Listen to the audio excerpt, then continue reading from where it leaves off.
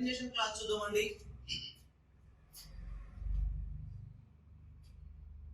1938లో గుజరాత్లోని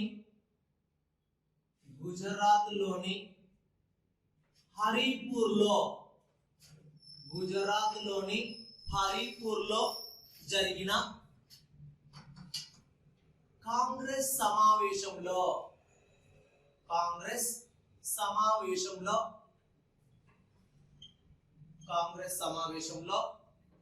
భారత్కు ప్రణాళికలు కావాలని డిమాండ్ చేసిన మొట్టమొదటి జాతీయ నాయకుడు అండి.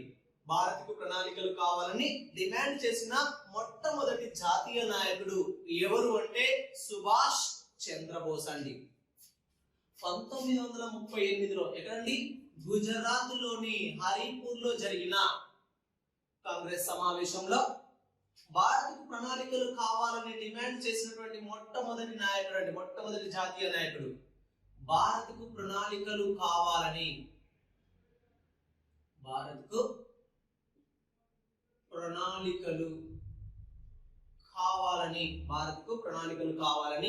డిమాండ్ చేసిన మొట్టమొదటి జాతీయ నాయకుడు అండి.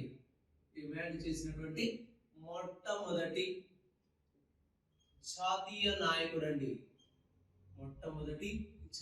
నాయకుడు ఎవరండి? 1938లో సుభాష్ చంద్రబోస్ అండి. సుభాష్ చంద్రబోస్ అండి.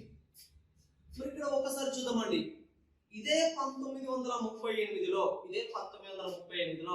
భారత జాతీయ కాంగ్రెస్ సమావేశం జరిగిందని చెప్పుకున్నాం కానీ మరి ఇక్కడ జాతీయ కాంగ్రెస్ సమావేశంలో భాగంగా దానికి అధ్యక్షత వహించింది ఎవరు అంటే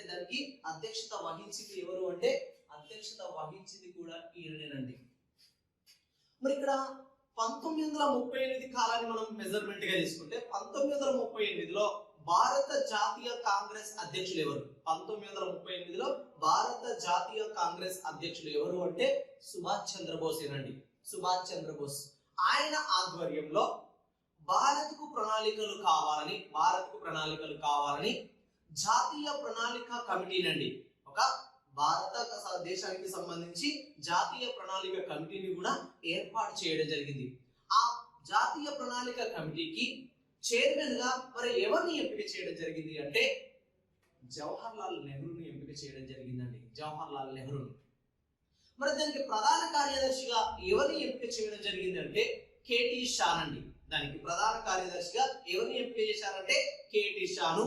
అదే విధంగా ఒక 15 మంది సభ్యులతో కూడినటువంటి ఆ కమిటీని ఏర్పాటు చేయడం జరిగిందండి. దానికి సంబంధించిన డీటెయిల్స్ ఒకసారి తీసుకుందామండి. 1938లో భారత జాతీయ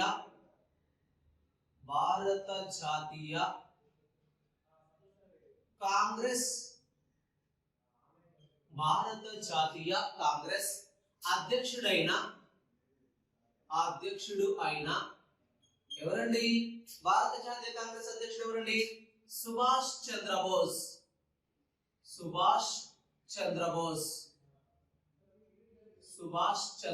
భారత జాతీయ కాంగ్రెస్ అధ్యక్షుడైన సుభాష్ చంద్రబోస్ ఈ అధ్యక్షతన ఒక కమిటీని ఏర్పాటు చేయడం జరిగిందండి. ఆ కమిటీ ఏంటండి? సుభాష్ చంద్రబోస్ అధ్యక్షతన ఒకసారి చూడండి. 1938లో భారత జాతీయ కాంగ్రెస్ అధ్యక్షుడు ఎవరండి? సుభాష్ చంద్రబోస్. ఈయన అధ్యక్షతన ఒక కమిటీని ఏర్పాటు చేయడం జరిగిందండి. ఆ కమిటీ ఏంటంటే జాతీయ ప్రణాళిక కమిటీ అండి. జాతీయ ప్రణాళిక కమిటీని ఏర్పాటు చేయడం జరిగిందండి. ఎవరి ఆధ్వర్యంలో? సుభాష్ చంద్రబోస్ ఆధ్వర్యంలో. మరి ఈ జాతీయ ప్రణాళిక కమిటీకి చైర్మన్ మళ్ళీ అధ్యక్షుడిగా తిరిగి చైర్మన్ గా సుభాష్ చంద్రబోస్ ఎవరిని ఎంపిక చేయడం జరిగింది అంటే జవహర్లాల్ నెహ్రూను ఎంపిక చేయడం జరిగిందండి. జవహర్లాల్ నెహ్రూను ఎంపిక చేయడం జరిగిందండి. దీనికి ప్రధాన కార్యదర్శిగా ఎవరిని ఎంపిక చేయడం జరిగిందండి? దీనికి ప్రధాన కార్యదర్శిగా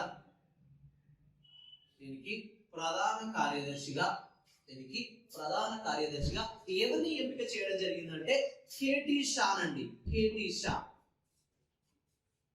షా అనే వ్యక్తిని ప్రధాన కార్యదర్శిగా ఎంపిక చేయడం జరిగింది. ప్రధాన కార్యదర్శిగా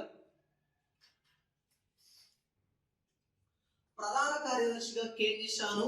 మరి అదే విధంగా ఇందులో ఎంతమంది సభ్యులను ఎంపిక చేయడం జరిగిందంటే ఇందులో ఎంపిక చేసిన సభ్యులండి, సభ్యుల సంఖ్య ఎంత అంటే 15 మంది అండి. 15 మంది సభ్యులను ఇందులో ఎంపిక చేయడం జరిగింది. దేని కింద? జాతీయ ప్రణాళిక కమిటీ కింద ఒక కమిటీని పర్టికులర్ గా దేనికోసం? భారత్లో ప్రణాళికలను ఏర్పాటు చేయాలి, ప్రణాళిక వల్లనే ఆర్థిక వ్యవస్థ యొక్క అభివృద్ధి జరుగుతుందని సుభాష్ చంద్రబోస్ భావిస్తూ ఈయన ఆధ్వర్యంలో అంటే సుభాష్ చంద్రబోస్ ఆధ్వర్యంలో జాతీయ ప్రణాళిక కమిటీని ఏర్పాటు చేసి దానికి అధ్యక్షులుగా జవహర్లాల్ నెహ్రూను ఎంపిక చేయడం జరిగింది. అదేవిధంగా కార్యదర్శిగా కేటీ షాను ప్లస్ అదేవిధంగా మరొక 15 మంది సభ్యులతో కూడినటువంటి ఈ కమిటీని ఏర్పాటు చేస్తూ వీళ్ళకి ఏమని చెప్తారంటే భారత ఆర్థిక వ్యవస్థకు తగ్గట్టుగా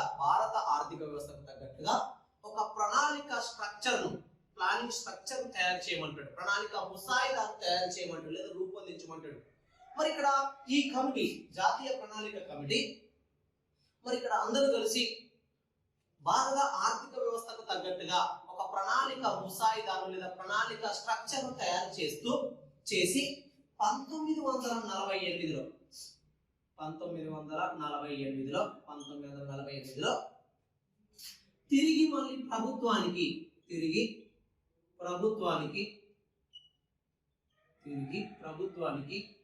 ఈ కమిటీ తన నివేదికను సమర్పించడం జరుగుతుంది.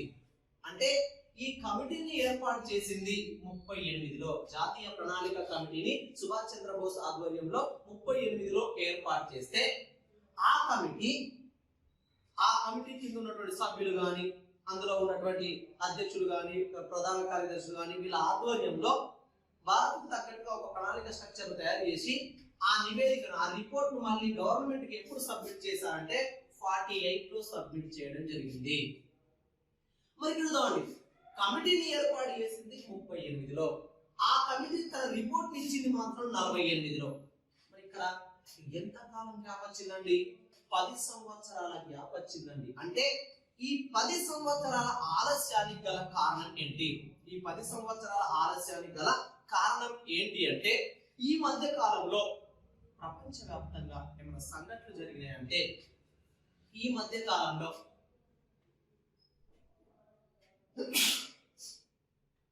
రెండవ ప్రపంచ యుద్ధం జరగడం అండి.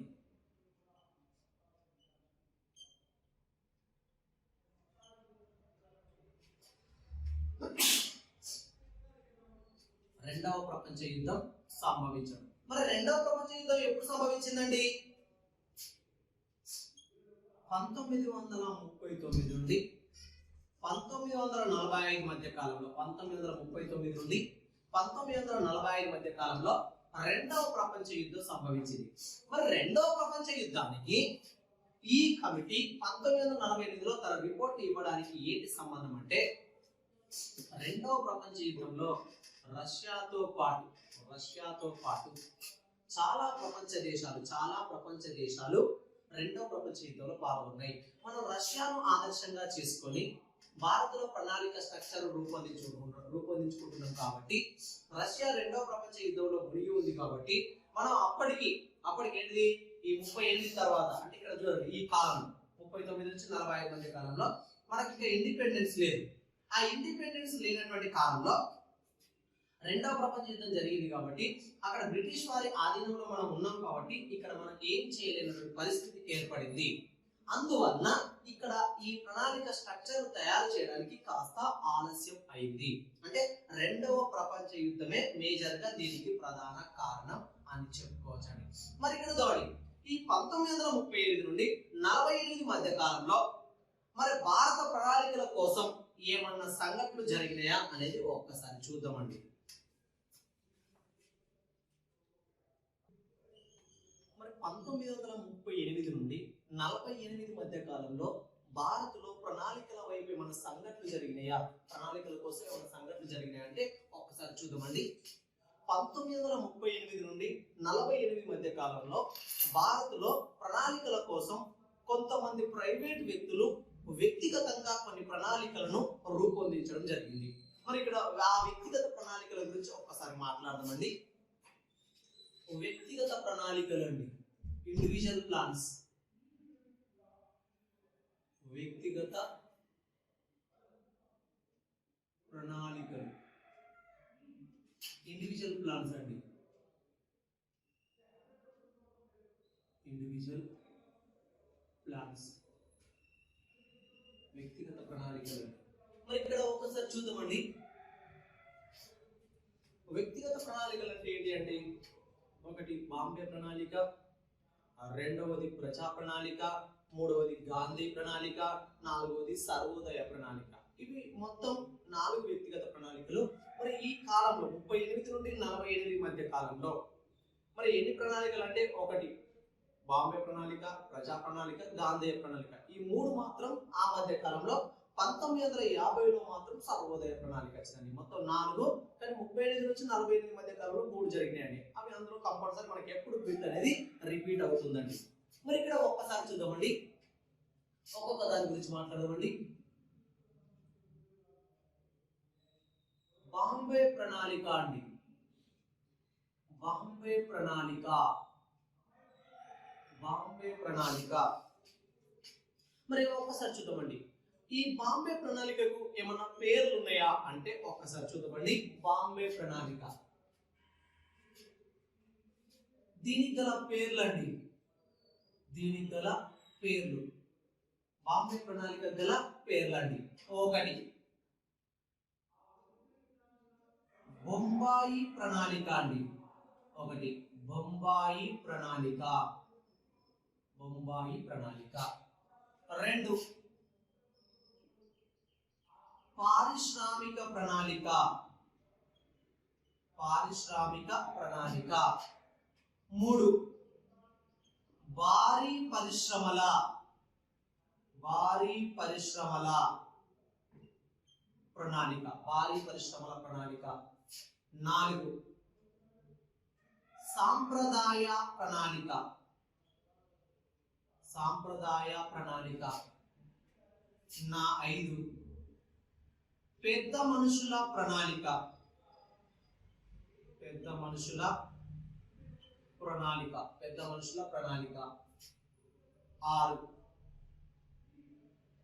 టాటా బిర్లా ప్రణాళిక, టాటా బిర్లా ప్రణాళిక, టాటా బిర్లా ప్రణాళిక. బాంబే ప్రణాళిక గల పేర్లు ఏంటి అండి? 1 బొంబాయి ప్రణాళిక, 2 పారిశ్రామిక ప్రణాళిక, 3 భారీ పరిశ్రమల ప్రణాళిక, 4 సాంప్రదాయ ప్రణాళిక, 5 పెద్ద మనుషుల ప్రణాళిక, 6 టాటా బిర్లా ప్రణాళిక అనే పేర్లతోటి బాంబే ప్రణాళికను పిలవడం జరుగుతుందండి. మరి ఇక్కడ ఈ బాంబే ప్రణాళిక గురించి ఒక మాట మాట్లాడదామండి. బాంబే ప్రణాళిక గురించి మరి ఇక్కడ దీనికి సంబంధించిన స్ట్రక్చర్ ఎట్లా ఉందంటే, బొంబాయికి చెందిన 8 మంది, బొంబాయికి చెందిన 8 మంది పారిశ్రామికవేత్తలండి. 8 మంది పారిశ్రామికవేత్తలు, 8 మంది పారిశ్రామికవేత్తలు కలిసి, 8 మంది పారిశ్రామికవేత్తలు కలిసి a plan for economic development, economic development of India, economic development of India. బొంబాయికి చెందినటువంటి 8 మంది పారిశ్రామికవేత్తలు, ఇక్కడ గమనించాలి మనం. 8 మంది పారిశ్రామికవేత్తలు కలిసి ఒక గ్రంథంలోనండి, ఒక గ్రంథంలో, ఆ గ్రంథం ఏంటంటే a plan for economic development of India అనే గ్రంథంలో ప్రణాళిక ముసాయిదాను రూపొందించి రూపొందించి 1944లో ముద్రిస్తారు. మరి దీని ప్రాసెస్ ఎప్పుడు స్టార్ట్ అయిందంటే ఇక్కడ ఒక మాట తీసుకోవచ్చండి.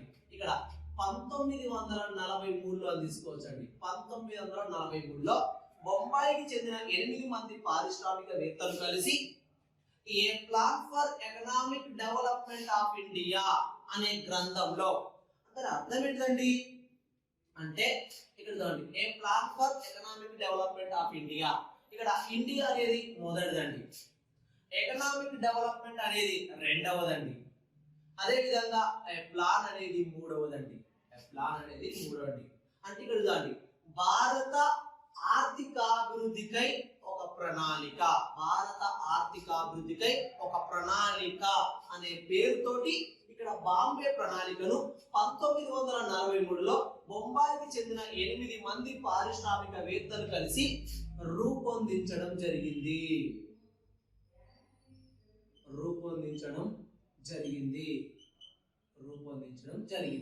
మరి దీన్ని ఎప్పుడు ముద్రించడం జరిగిందండి అంటే ఇక్కడ ప్రణాళిక స్ట్రక్చర్ తయారు చేయడం జరిగింది. తయారు చేసిన దాన్ని ఎప్పుడు ముద్రించారు, పర్టికులర్ గా దీని ముద్రణ ఎప్పుడు జరిగింది అంటే దీని ముద్రణ అండి, బాంబే ప్రణాళిక యొక్క ముద్రణ 1944లో దీన్ని ముద్రించడం జరిగిందండి. దీని రూపకల్పన అంటే ఏంటంటే తయారు చేయడం అన్నట్టు. ఇక్కడ ఒక మాట గమనించాలి, దీన్ని తయారు చేయడం ఎప్పుడు చేయడం జరిగిందండి 43లో దీన్ని తయారు చేసి 44లో ముద్రించారు.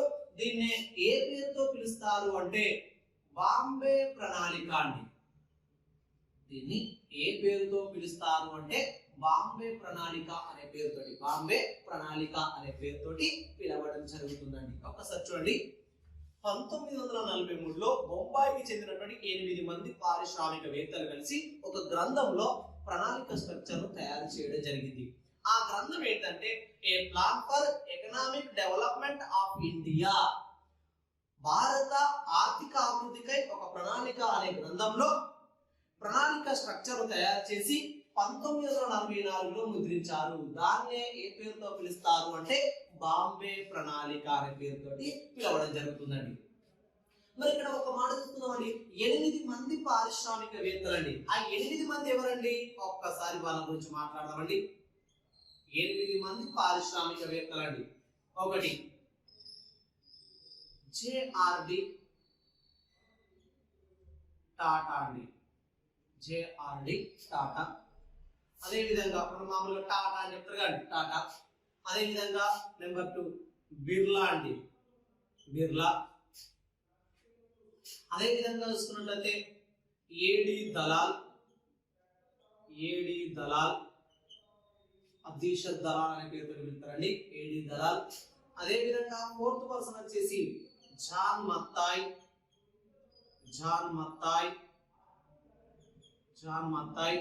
అదే విధంగా 5వ నెంబర్ వచ్చేసి కస్తూరిబాయ్.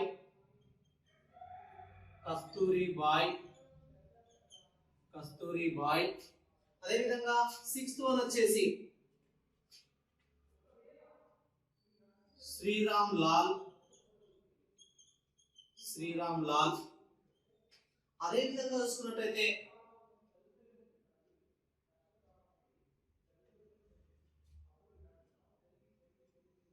7th పర్సన్ వచ్చేసి షరీఫ్. ఒకసారి చూడండి, టాటా, బిర్లా, ఏడి దలాల్, జాన్ మత్తయ్య, కస్తూరిబాయ్, అదే విధంగా శ్రీరామ్ లాల్, అదే విధంగా షరీఫ్, అదే విధంగా లాస్ట్ పర్సన్ వచ్చేసి పురుషోత్తం దాస్ అండి, పురుషోత్తం దాస్ అండి. ఇట్లా 8 మంది పారిశ్రామికవేత్తలు కలిసి బాంబే ప్రణాళికను రూపకల్పన చేయడం జరిగిందండి. 43లో తయారు చేసి 44లో ముద్రిస్తే దాన్ని బాంబే ప్రణాళిక అనడం జరుగుతుంది. మరి ఇక్కడ దీని యొక్క స్ట్రక్చర్ అనేది ఏ విధంగా ఉంటుందంటే ఈ బాంబే ప్రణాళికకు అధ్యక్షులుగా ఎవరు వ్యవహరించారు, బాంబే ప్రణాళిక అధ్యక్షులు అండి, బాంబే ప్రణాళిక అధ్యక్షులు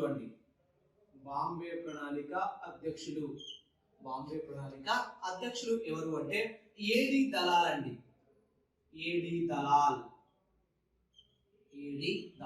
బాంబే ప్రణాళిక అధ్యక్షులు ఏడి దలాల్ అండి. మరి అదే విధంగా చూసుకున్నట్లయితే బాంబే ప్రణాళిక కాలం ఎంత తీసుకోవడం జరిగిందండి? బాంబే ప్రణాళిక కాలం అండి, బాంబే ప్రణాళిక కాలం అండి, బాంబే ప్రణాళిక కాలం, బాంబే ప్రణాళిక కాలం ఎంత తీసుకోవడం జరిగిందంటే 15 సంవత్సరాలండి. ఎన్ని సంవత్సరాలండి? 15 సంవత్సరాలు. 15 సంవత్సరాలు. 15 సంవత్సరాలు అంటే స్వల్పకాలమా దీర్ఘకాలమా? ఇక్కడ 15 సంవత్సరాలని భారతదేశంలో 5 సంవత్సరాలను పంచవర్ష ప్రణాళికల పేరుతో తీసుకోవడం జరుగుతుంది. ఎప్పుడైతే 10 సంవత్సరాలు దాటుతాయో అలాంటి ప్రణాళికలను ఏ పేరుతో పిలుస్తారంటే దీర్ఘదర్శి ప్రణాళికలు లేదా దీర్ఘకాలిక ప్రణాళికలు. భారతదేశంలో మాత్రం 5 సంవత్సరాలు దాటిన వాటిని దీర్ఘదర్శి అంటారు. మనం వరల్డ్ వైడ్ గా చూస్తే 10 సంవత్సరాలు దాటినటువంటి వాటిని మాత్రం దీర్ఘకాలిక అంటే ఇక్కడ దీర్ఘకాలిక ప్రణాళికలు అని చెప్పుకోవచ్చు అండి. వీటిని 10 సంవత్సరాల కంటే ఎక్కువ కాలానికి తీసుకున్నటువంటి ప్రణాళిక కాబట్టి దాన్ని దీర్ఘకాలిక ప్రణాళిక అంటే ఎక్కువ కాలం తీసుకున్నటువంటి ప్రణాళిక. మరి ఇక్కడ బాంబే ప్రణాళిక వ్యయాన్ని ఎంత తీసుకోవడం జరిగింది? దీని యొక్క ఎక్స్పెండిచర్ అంటే బాంబే ప్రణాళిక వ్యయం అండి, బాంబే ప్రణాళిక వ్యయం అండి. ప్లానింగ్ ఎక్స్పెండిచర్ అనుకోవచ్చు అండి. ప్లానింగ్ ఎక్స్పెండిచర్ ఎంత తీసుకోవడం జరిగిందంటే 10,000 కోట్లు అండి, 10,000 కోట్లు అండి. 10,000 కోట్లతోటి 15 సంవత్సరాలు తీసుకొని ఒక ప్రణాళికను 8 మంది పారిశ్రామికవేత్తలు కలిసి 1943లో తయారు చేసి 44లో ముద్రించారు. దీన్నే బాంబే ప్రణాళిక అనడం జరుగుతుందండి. ఇక చూడండి, దీనికి అధ్యక్షులుగా వ్యవహరించేది ఎవరండి? ఏడి దలాల్ అండి. మరి అదే విధంగా తీసుకున్నటువంటి కాలం 15 సంవత్సరాలు ఇక్కడ గమనించాలండి, 15 సంవత్సరాలు. మరి అమౌంట్ ఎంత తీసుకున్నారంటే 10,000 కోట్లను తీసుకోవడం జరిగిందండి. మరి ఈ ప్రణాళిక స్ట్రక్చర్ ఎట్లా తీసుకుపోవడం జరిగింది ముందుకు అంటే, మరి ఇక్కడ 15 సంవత్సరాల కాలాన్ని తీసుకొని 10,000 కోట్లు తీసుకున్నప్పుడు ఇక్కడ ఏ అంశాలకు ప్రాధాన్యత ఇవ్వడం జరిగింది అంటే, ఇందులో ప్రాధాన్యత ఇచ్చిన అంశాలండి. ఇందులో ఏ అంశాలకు ప్రాధాన్యత ఇవ్వడం జరిగింది అంటే ఇక్కడ ఒక్కసారి చూద్దామండి. వీళ్ళందరూ పారిశ్రామికవేత్తలండి, వీళ్ళందరూ పారిశ్రామికవేత్తలు కాబట్టి పారిశ్రామిక రంగానికి లేదా పరిశ్రమలకు ఎక్కువ ప్రాధాన్యత ఇవ్వడం జరిగింది. ఆ పరిశ్రమలలో కూడా ముఖ్యమైన కీలకమైన ఉత్పత్తిని ఎక్కువగా సాధించేటువంటి పరిశ్రమలకు మాత్రమే ప్రాధాన్యత ఇవ్వడం జరిగింది. మరి అలాంటి పరిశ్రమలు ఏంటి ఒక్కసారి చూడండి. ఎలాంటి అంశాలకు ప్రాధాన్యత ఇవ్వడం జరిగిందంటే మౌలిక పరిశ్రమలండి, మౌలిక పరిశ్రమలు అయిన ఐరన్, స్టీల్, సిమెంట్, కెమికల్స్ అండి, కెమికల్స్ రసాయనాలండి, ఐరన్, స్టీల్, సిమెంట్, కెమికల్స్ లాంటి పరిశ్రమలకు ఇందులో ప్రాధాన్యత ఇవ్వడం జరిగిందండి. మరి ఈ ప్రణాళిక కాలంలో లక్ష్యాలను ఎట్లా తీసుకోవడం జరిగింది? ఈ ప్రణాళిక కాలంలో లక్ష్యాలని అంటే బాంబే ప్రణాళిక యొక్క లక్ష్యాలను ఏ విధంగా తీసుకోవడం జరిగిందంటే ఇక్కడ మీరు గమనించాలండి. బాంబే ప్రణాళిక కాలం 15 సంవత్సరాలు దీర్ఘకాలం అని చెప్పుకున్నాం. మరి ఆ దీర్ఘకాలానికి తగ్గట్టుగా ఇక్కడ లక్ష్యాలను చూస్ చేసుకోవడం జరిగింది. మరి ఇక్కడ ఒక్కసారి చూద్దామండి. 15 సంవత్సరాల కాలంలో మనకున్నటువంటి అంటే భారతదేశంలో ఉన్నటువంటి రంగాలు ఏంటండి? ముచ్చటగా 3 ఉన్నాయండి. 1 వ్యవసాయ రంగం, 2 పారిశ్రామిక రంగం, 3 సేవా రంగం అండి. Agriculture sector, industrial sector, service sector అనే పేరుతో పిలవడం జరుగుతుందండి. మరి ఇక్కడ ఒకసారి 15 సంవత్సరాల్లో మన దేశంలో ఉన్నటువంటి వ్యవసాయ రంగం అండి, అగ్రికల్చర్ సెక్టర్ అని చెప్పుకోవచ్చండి. వ్యవసాయ రంగంలో 130% వృద్ధిని సాధించాలని, 130% గ్రోత్ రేట్ సాధించాలని. అదే విధంగా మనకు ఉన్నటువంటి రెండవ రంగం ఏంటండి? పారిశ్రామిక రంగం అండి. పారిశ్రామిక రంగం అంటే ఇండస్ట్రియల్ సెక్టార్. పారిశ్రామిక రంగంలో మరి ఎంత శాతం వృద్ధిని సాధించాలని టార్గెట్ గా పెట్టుకోవడం జరిగిందంటే 500% అండి. 500% వృద్ధిని సాధించాలని లక్ష్యంగా పెట్టుకోవడం జరిగింది. అదే విధంగా మనకున్నటువంటి థర్డ్ వన్ సేవా రంగం అండి. సేవా రంగం, సర్వీస్ సెక్టార్ అనుకోవచ్చండి. సర్వీస్ సెక్టార్ లో మరి ఎంత శాతం వృద్ధిని సాధించాలని టార్గెట్ గా పెట్టుకోవడం జరిగిందంటే 200% అండి. 200% వృద్ధిని సాధించాలని లక్ష్యంగా పెట్టుకోవడం జరిగింది. అంటే ఇక్కడ బాంబే ప్రణాళిక యొక్క ముఖ్య ఉద్దేశం ఏంటంటే భారత ఆర్థిక వ్యవస్థలో ఉన్నటువంటి 3 రంగాలలో తీసుకున్నటువంటి 15 సంవత్సరాల్లో అనుకున్న వృద్ధి రేటు కనుక సాధిస్తే, అనుకున్న వృద్ధి రేటు అంటే వ్యవసాయ రంగంలో 15 సంవత్సరాల్లో 130% వృద్ధిని, పారిశ్రామిక రంగంలో 500% వృద్ధిని, సేవా రంగంలో 200% వృద్ధిని సాధించినట్లయితే, అంటే ఏంటి, వ్యవసాయ పారిశ్రామిక సేవా రంగాల యొక్క మొత్తం విలువ జాతీయ ఆదాయంలో భాగంగా అండి. జాతీయ ఆదాయం అంటే ఏంటండి, ఒక దేశంలో ఒక సంవత్సర కాలంలో సంపాదించిన ఆదాయం. మన భారతదేశంలో వ్యవసాయ రంగం నుంచి కొంత ఆదాయం వస్తుంది, పారిశ్రామిక రంగం నుంచి కొంత ఆదాయం వస్తుంది, సేవా రంగం నుంచి కొంత ఆదాయం వస్తుంది. ఈ 3 రంగాల ద్వారా ఆదాయం ఎంతైతే సృష్టించబడుతుందో దాన్నే జాతీయ ఆదాయంగా చెప్పడం జరుగుతుంది. మరి ఆ జాతీయ ఆదాయంలో ఇవి భాగాలు కావండి. ఒకవేళ ఈ 15 సంవత్సరాల్లో అగ్రికల్చర్ లో 130, ఇండస్ట్రియల్ సెక్టర్ లో 500%, సర్వీస్ సెక్టర్ లో 200% గ్రోత్ రేట్ ను సాధిస్తే అప్పుడున్నటువంటి తలసరి ఆదాయ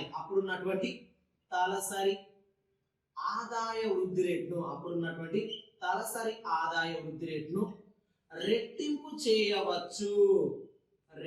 చేయవచ్చు అనే ఉద్దేశంతో ఈ బాంబే ప్రణాళికను 8 మంది పారిశ్రామికవేత్తలు కలిసి రూపొందించడం జరిగింది. తలసరి ఆదాయం అంటే ఏంటండి, ఫర్ క్యాపిటా ఇన్కమ్ అంటే ఏంటండి, జాతీయ ఆదాయాన్ని దేశ జనాభాతో భాగిస్తే వచ్చేదే తలసరి ఆదాయం. అంటే ఒక్కొక్క వ్యక్తి యొక్క సగటు ఆదాయాన్ని తలసరి ఆదాయం అంటారు. ఆ తలసరి ఆదాయ వృద్ధి రేటును రెట్టింపు చేయడమే దీని యొక్క కాన్సెప్ట్. అది రెట్టింపు జరగాలంటే వ్యవసాయ రంగంలో ఖచ్చితంగా 130% వృద్ధి జరగాలి, పారిశ్రామిక రంగంలో 500% వృద్ధి ఖచ్చితంగా జరగాలి, సేవా రంగంలో 200% వృద్ధి ఖచ్చితంగా జరగాలి. అట్లా వృద్ధి సాధించినట్లయితే మాత్రమే అప్పుడున్నటువంటి తలసరి ఆదాయ వృద్ధి రేట్ అనేది రెట్టింపు డబల్ కావడం జరుగుతుంది అన్న కాన్సెప్ట్ తోటి ఈ బాంబే ప్రణాళికను రూపకల్పన చేయడం జరిగింది.